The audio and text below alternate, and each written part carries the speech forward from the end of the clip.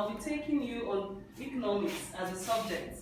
My name is Blessing. And our topic for today is market structure. The question is, what is a market? A market can be defined as any arrangement that brings buyers and sellers together in close proximity for the purpose of transacting a business. A market does not necessarily mean a place. Is that taken? Okay, next we are going to be talking about market structure. When we say market structure, we're talking about the arrangement of a market. Now, there are different criteria for classifying markets. As a result of that, we have three types of markets based on these three criteria. The first criteria is markets based on commodities sold and bought. Markets based on commodity sold and bought. Under this criteria, we have 5 types of markets. The first is the consumer commodity market. The consumer commodity market is a market where consumer goods are sold and bought. What are consumer goods? Consumer goods are goods that are bought for the purpose of personal consumption. Now, the second market under this criteria that is based on commodities sold and bought is the labor market. Now, the labor market is where employers and prospective workers can come together to buy and sell labor. Then the third market under this criteria is the capital market and the money market. What is a capital market? A capital market is a market that is meant for buying and selling long-term loans, while the money market is a market for buying and selling short-term loans. Now, the fourth market under this criteria is the stock exchange market. Now, the stock exchange market is a part of the capital market, but its main aim is for buying and selling stocks and shares. The fifth market under this first criteria is the foreign exchange market. Now, the foreign exchange market is a market that deals with buying and selling of foreign currencies. An example of people that are into this area of market is the bureau de change businessmen, where you go to them and they will exchange and value foreign currencies for you. Now, quickly, let's go to the second criteria, that is classification of markets based on the channel of distribution. Now, under this criteria, we have two major types of markets. We have the wholesaler market and the retail market. The wholesale market and the retail market. Now, a wholesale market is a market that is meant for buying and selling of goods in large quantities or in bulk.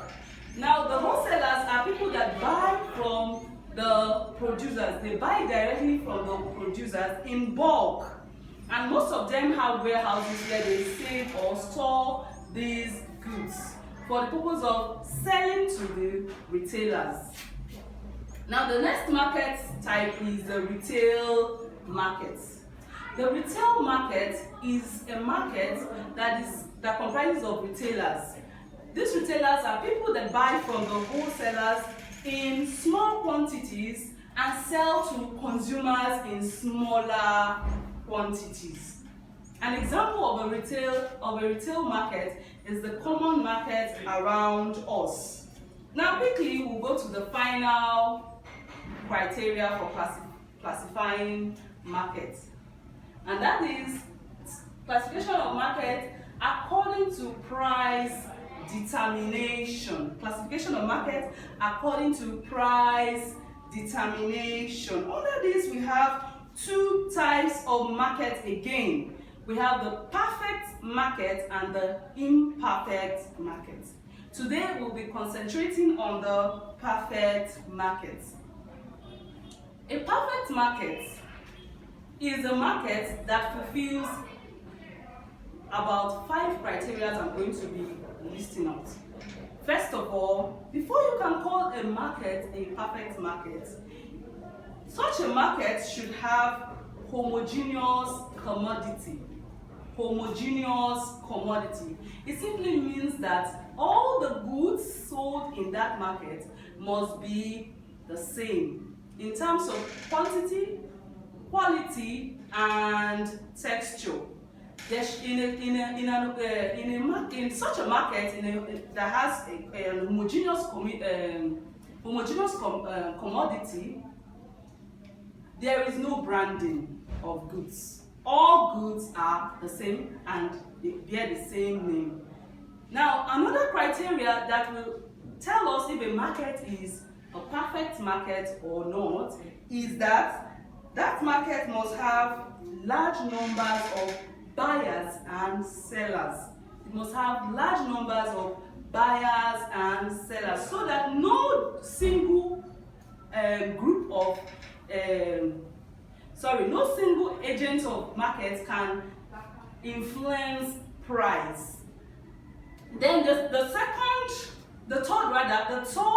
criteria is that there must be free flow of information in such a market. There must be free flow of information in such a market. Now, all the buyers and sellers must have perfect knowledge of the market condition. That is to say, both the buyers and the sellers should know the price, should know the profits that can be generated by doing such a business. The fourth condition that a perfect market must fulfill is that there must be free entry and exit from the market by both the buyers and the seller. Also, all goods must be portable. As a result of that, it is believed that in a perfect market there should be no transportation cost incurred by transacting in such a market.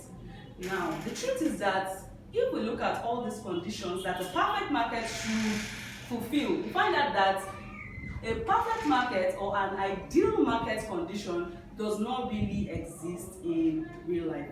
Do you agree with me? Okay, we'll be stopping here this week. When we come back next time, we'll continue our discussion on the imperfect market. I hope you have enjoyed this lesson session. I'll be expecting to see you next time. Thank you.